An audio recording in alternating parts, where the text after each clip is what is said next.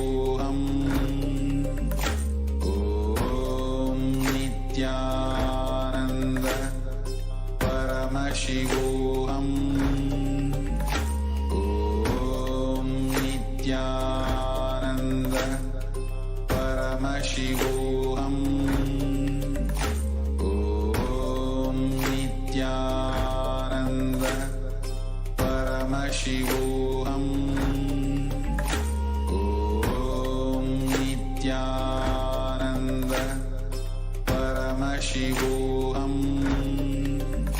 Om Nithyananda Paramashivoham.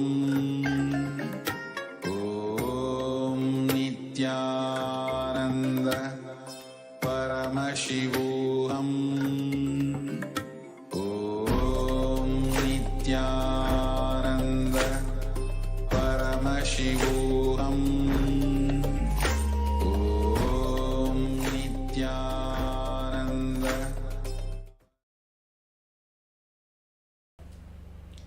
What are the plans you have put down for this next 1 year?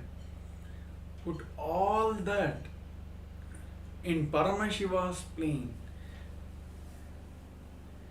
Of course, we might have put our own fear-based, past experience-based plans. Let's move everything. Put all your plans into Paramashiva's plane. How he will manifest. Even if it's a health, how he will manifest that health. Even if it's a wealth you want to manifest in the next 1 year, how he will manifest the wealth in your life. Just put all your plans into Paramashiva's plane now.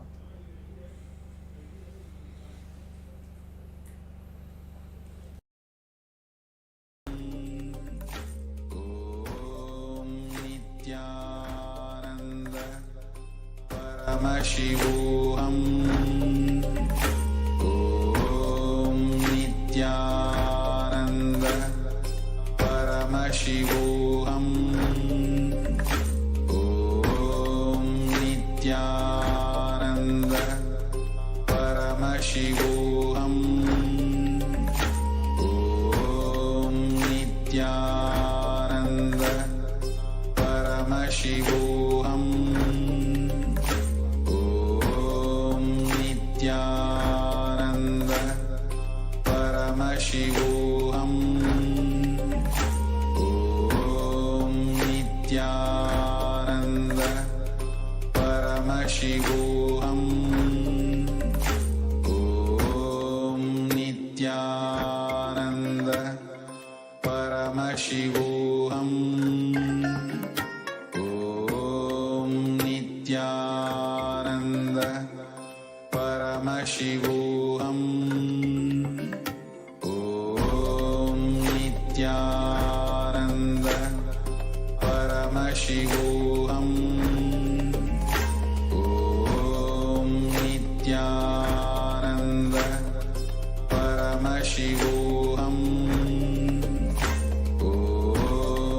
Nithyananda Paramashivoham.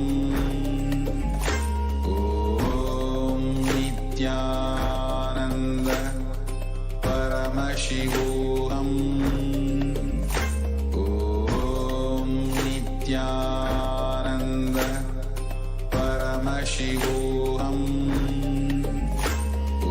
Om Nithyananda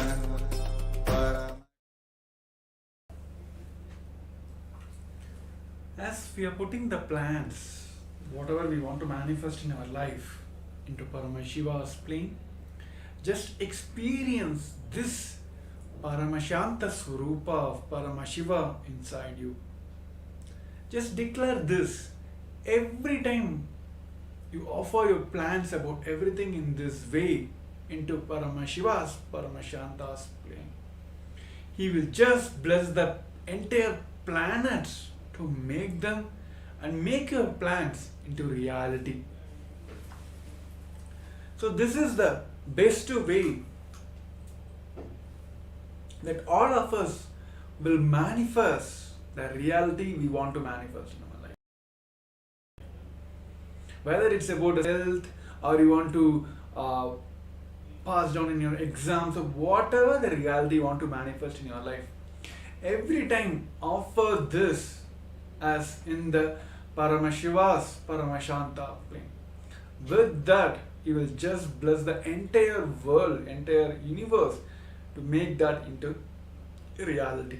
So let us practice this, let us experience this Paramashanta Swarupa of Paramashiva always inside us. Which every time, it again boils down to only one thing, which is the core principle of Sanatana Hindu Dharma, that you being one with the ultimate. So yes. So with this powerful space, let us enter into the power manifestations. So now we'll be entering into one more round of power manifestation, where we're all going to manifesting the power of third eye. So I'll be projecting an image for you, for all of you to manifest. So I request all the participants to quickly get ready. Prepare your pen and paper. I hope everyone keeping it ready all the time. Because every Jnana segments we're going to have here power manifestation right off of that. So yes. So let's get ready. Let's put your eye bands. With that powerful experience of having Paramashanta Swarupa of Paramashiva inside us, with that strong, powerful space, let us intensely visualize Swamiji himself is manifesting through your third eye. Let you become one with him in that complete surrender and oneness. Let us chant the Mahavakya, Om Nithyananda Paramashivoham. Om Nithyananda Paramashivoham. Om Nithyananda Paramashivoham. Om Nithyananda Paramashivoham. Let's continue chanting the Mahavakya intensely.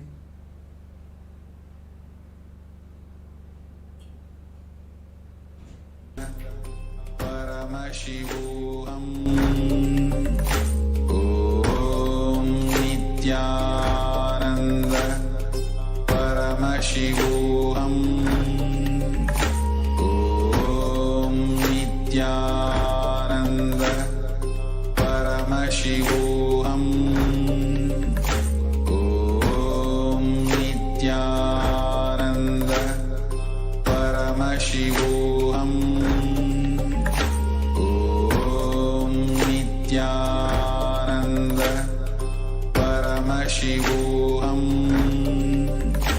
Om Nithyananda Paramashivoham. Om Nithyananda Paramashivoham.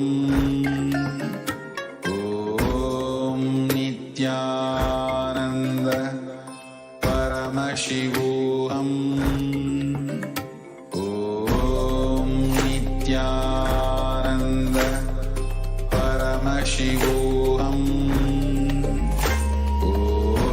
Om Nithyananda Paramashivoham. Om Nithyananda Paramashivoham. Om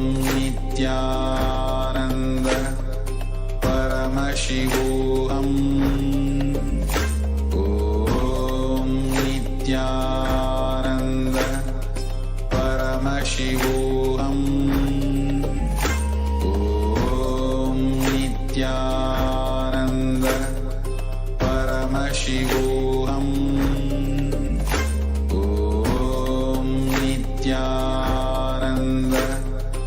Paramashivoham. Om Nithyananda Paramashivoham. Om